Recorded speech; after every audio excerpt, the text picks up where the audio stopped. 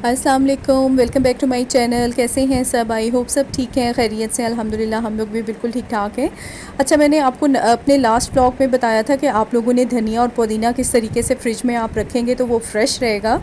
तो मैं अब आपको इसका रिज़ल्ट बताती हूँ। मैं बना रही थी ऑमलेट, सुबह का नाश्ता तैयार कर रही थी, और अब आप देखें मैंने इसमें से अब धनिया निकालना है, थोड़ा सा काटना है और अंडे में डालना है। इतना फ़्रेश है, इतना फ़्रेश है, इवन कि आप इसको 3-4 दिनों के बाद भी निकालें ना तो ये इसी तरीके से आपको मिलेगा। तो बड़ों की बातें जो हैं, नसीहतें काम आ जाती हैं। अब मैं एक्चुअली काफ़ी अरसे से मैंने भी इस तरीके से रखना छोड़ दिया था, जिससे ये होता था कि रखा तो रहता था फ्रिज में लेकिन उसका कलर डल हो जाता था, पत्ते बिल्कुल मुरझा जाते थे। तो फिर मैंने सोचा कि मैं वही तरीका अपनाऊं जो कि मेरी मदर इन लॉ करती थी। और अपनी बेटी को भी फिर मैंने बताया, मैंने कहा इस तरीके से रखा करो ताकि बच्चियों को भी हम ऐसी बातें जो है ना वो सिखाएं।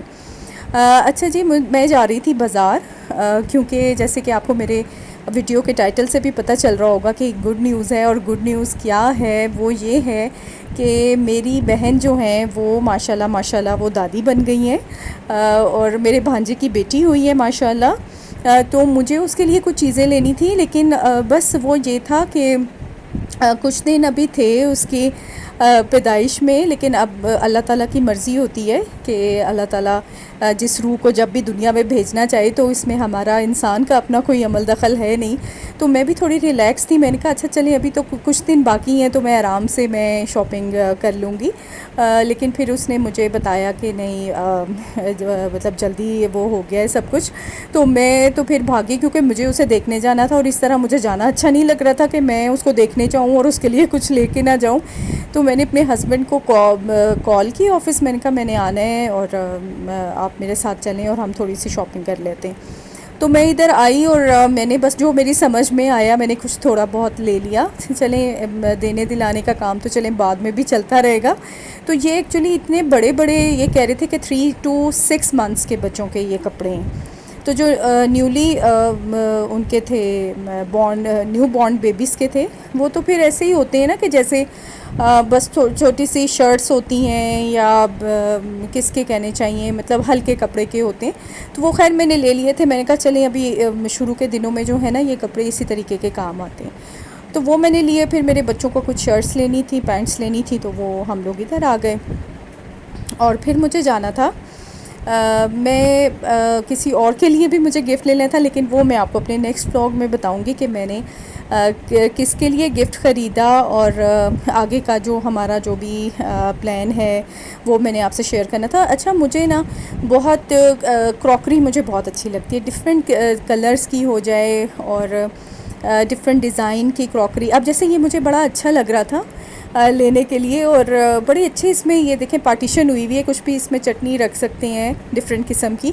तो लेकिन बस वो ये था कि हस्बैंड ने कहा कि अभी हम जिस काम के लिए आए हैं ना वो तुम वही काम करो, क्योंकि मेरे साथ ऐसा होता है कि जब मैं किसी के लिए गिफ़्ट ले रही होती हूँ ना, तो अपने लिए भी मैं कहती हूँ अच्छा चलें ये चीज़ मुझे पसंद आ रही है तो मैं रख लेती हूँ। तो फिर वो कहते हैं कि नहीं, बस तुमने जो जिसके लिए जो चीज़ लेनी है अभी वो लो, फिर अपनी शॉपिंग बाद में करना।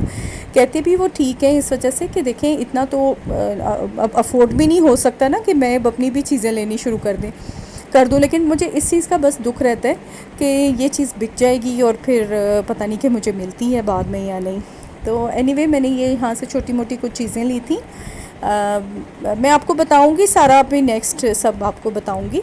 तो बस हम बाज़ार से गुज़र रहे थे तो मुझे ये डिफरेंट तरह के ना जश्न आज़ादी आपको पता है आने आ रहा है, और उसकी मुनासबत से जो है ना वो बाज़ार ऐसे सज गए हैं कि ग्रीन एंड वाइट कलर हर तरफ नज़र आ रहा है। तो ये बड़ा अच्छा मुझे लग रहा था।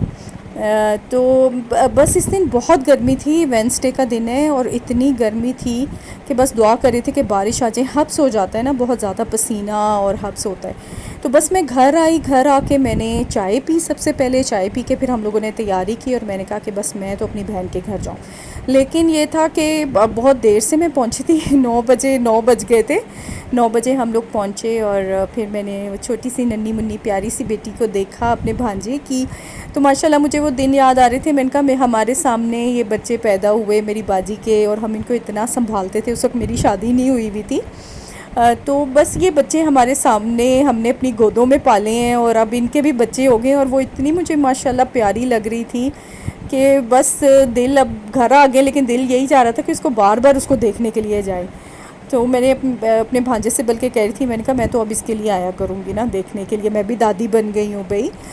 रिश्ता हमारा बढ़ गया है, खाला से अब मैं दादी भी बन गई हूँ।